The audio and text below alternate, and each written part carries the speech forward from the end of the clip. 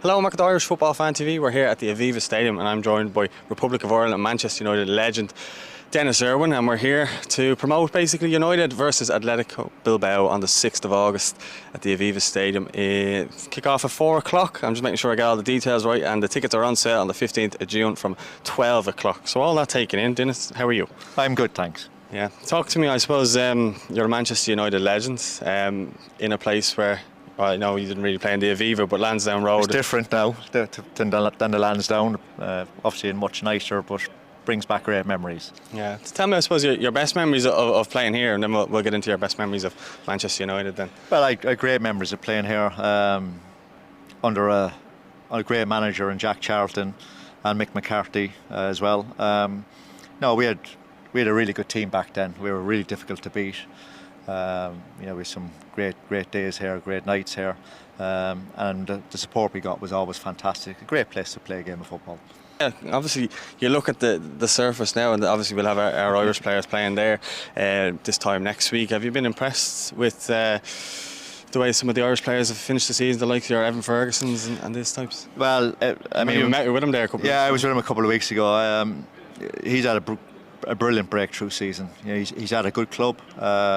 They're a very stable club in the Premier League at the moment. They seem to be run very well. They obviously bring players in, play them a few seasons and move them on. It looks like the couple of players in midfield are going to be moved. Well, one was already moved on, McAllister. So they've kind of that way. But he's been brilliant for Brighton. And the beauty about Brighton is I don't think there's so much pressure on him. With Ireland, he's the man. He's the one. We've not had a centre forward like Evan since Robbie Keane, probably. And if you look at the last 3 or 4 seasons, it's probably the lack of goals from that kind of area that we've really struggled in. So he's going to become a big player for us. I think what's so good and evident about him is his stature and his presence, and then obviously you hear so many people who are so highly thought of in the game talking about his movement and then his finishing as well. Well, that's why he's like at Brighton. He's learning an awful lot under the manager to play a really good style. They're a bit different to everybody in the Premier League. Everybody wants a centre forward to score goals. That's their job, and the centre forward must score goals. But there's no doubt that Evan can join in the play as well. You can see that the manager will have coached him about finding spaces and linking up. So that's great that he's getting an all-round kind of view of a centre forward, what a centre forward should look like, I suppose, in the modern game. But of course, it always boils down to the goals you score, and he's got off to a great start with Brighton, and his confidence will be flying high. And we're going to be over-reliant on him in the next X amount of years with Ireland. Yeah. Well, hopefully we're talking about 6 points this time next week anyway with Ireland. But on to Manchester United. How have you thought they've done under Ten Hags this season? Listen, Ten Hag's done brilliant in the first season. You go back 12 months, we were really struggling. We were a bit rudderless. Finished a distant 6th in the Premier League. The season just kind of petered out, which wasn't great to look at. Probably reminds me a bit about Spurs this season, where it just went to nothing. You fast forward 12 months, we've signed some great players, great leaders in Casemiro and Martinez. Finished in the top 4, which is probably a big aim of ours. Won a cup, Carabao, and got into a final of the FA Cup. Unfortunately, we lost that. So it's been a big season on the front foot, I think, with Ten Hag. The next step now is to get closer to and challenge at some point for the Premier League. We've not done that for 10 years since Sir Alex left. So another improvement. We're involved in the Champions League, is where everybody wants to be. It's the top club league in the world. It's club trophy in the world. Everybody looks at it. The top players in the world play in the Champions League. So we're grateful that we're back at the top table for that.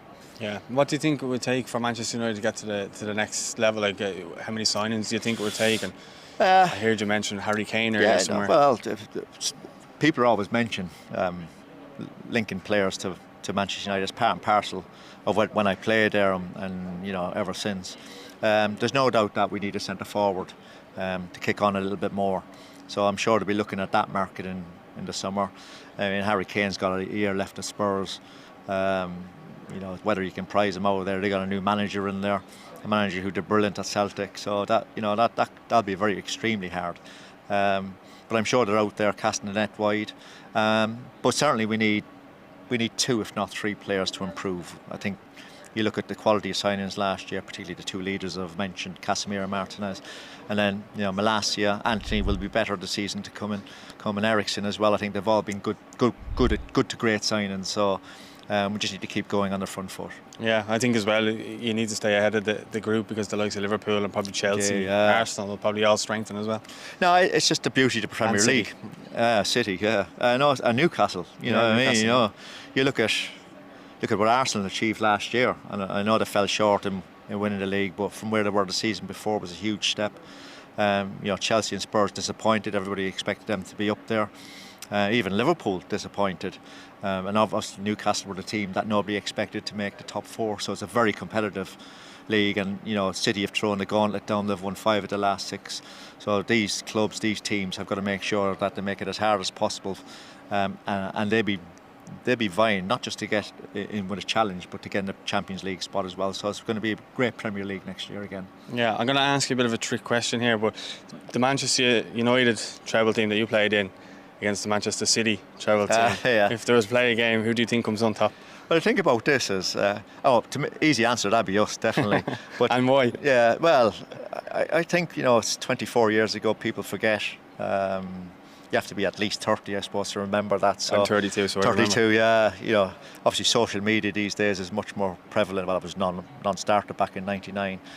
So it's very hard to kind of compare teams. But we had some great players in that team, that squad.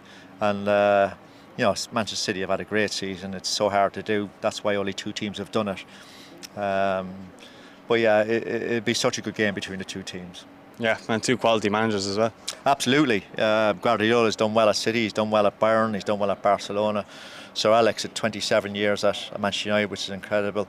But not only that, the few years he did at Aberdeen as well, and winning the Cup Winners' Cup against beating Real Madrid was an incredible feat, and splitting Rangers and Celtic up in Scotland, which is no easy feat. 2 unbelievable managers. So it'd be an incredible match, but I'm sure we just edge it. Yeah, just final one for me then. Just obviously your position was fullback, whether that was right or left, and we've done a fair few videos where we did votes on who would be the best left back or right back. You kind of got votes for either side, but you were ultimately voted best left back of all time for Ireland. In your opinion, who's the best fullback ever, and then who do you think is the best fullback at the moment? Well, I grew up in the 70s in Ireland, and I used to watch Paddy Mulligan back in the day, long before your time, I think. And yeah, he was brilliant. He was at West Brom. He was brilliant. And then through the 80s and 90s, Steve Staunton did a great job. Terry Phelan, I was with Terry Phelan for a while. Gary Kelly broke through. Ian Hart. We Stephen. I could go on. Jeff Kenner. We had. I'm leaving a few out there probably. We had a host of fullbacks. Stephen Carr was brilliant. We had a host of fullbacks, had a host of wingers at the time as well. We fast forward to what it is now, and I think Seamus Coleman has been unbelievable. Roll back the years a little bit towards the end of the season. Yeah, roll back, brilliant for Everton, and what they achieved in the end, I think was very much down to him as well, because I think he leads from the front at Everton. And he's done a great job with Ireland as well, whether he's played full back or even in that third centre-half position. He even kept Mbappe in his pocket. Mbappe in his pocket, yeah. But he's not getting any younger, Seamus, but I think he's what he represents with Ireland and with Everton is great to see. Yeah. Well, listen, Denis, I won't keep you any longer. Thanks very much for your time. I'm a bit clammy. Sorry. That's all right. Thank you. Thank you.